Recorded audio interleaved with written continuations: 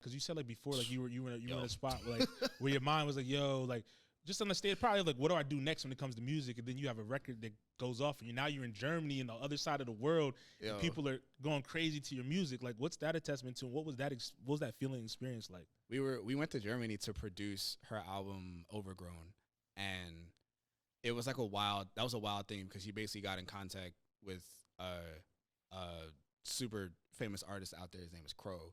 And he's a rich man. He did it. But he's super talented. He's a producer, and we ended up staying at his mansion for like a week plus, and I got lost in that crib. Like I had a floor to myself, and I was lost for like the first 2 days. I got scared. I'm like, I don't know where I'm at. Yeah. I need to go from my room to the studio, and I need to just figure that out. That's all I need to know in this crib, and to the kitchen. That's it. That's all I need to know. And like the first 2 days, I didn't know what I was doing, but it was like a crazy experience because like the culture out there is like it's just a totally different culture, and it's super welcoming. It was very very welcoming. The club scene is crazy. The first time we went to the club, the first thing I heard was Chingy. I was like, this is so crazy. Chingy.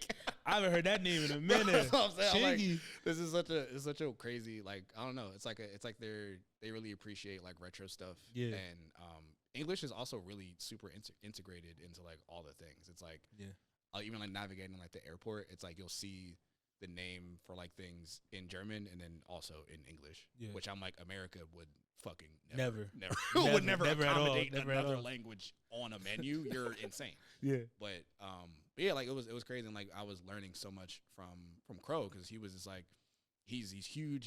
He's wow. We made the song Roller Coaster, which ended up like being like another one of like the lead singles from their project, and like that went crazy, like millions of streams. Ended up like crazy placements on like on TV, on Netflix, like all that kind of stuff, and like.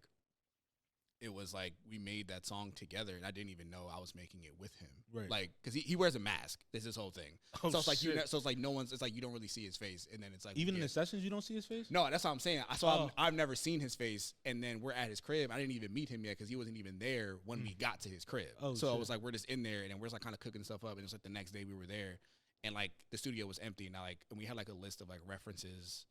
From like this playlist that Ivy made, and I was like, oh, like it was like a Brent Fire song, it was like a reference. And I was like, oh, cool, let me like try to make something that sounds like similar to this. And I'm just like cooking up, and then like there's people in and out this crib all the time. It's like kind of walking in like, oh, this sounds cool. It's like cool. Like, what's your name? I'm like meeting everybody and stuff. So it was like whatever.